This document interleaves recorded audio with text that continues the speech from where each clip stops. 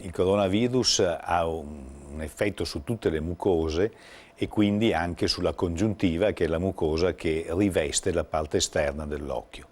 E quindi se viene in contatto con il virus lo trasmette alle vie aeree che sono sempre collegate, perché il nostro organismo è un organismo unico. È stato isolato anche nelle lacrime, le stesse che scendono nel naso e nella gola quando piangiamo.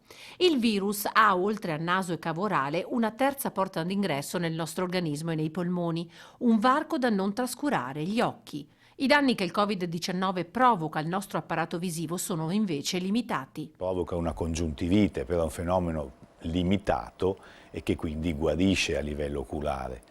E non è ancora stato descritto nessun caso di un danno permanente dovuto a questo virus. Atteggiamenti di autotutela nella vita quotidiana vanno messi in atto. Se si è in zone particolarmente affollate, non dovrebbe essere, ma se capita, usare degli occhiali che proteggono dall'afflusso potenziale del virus.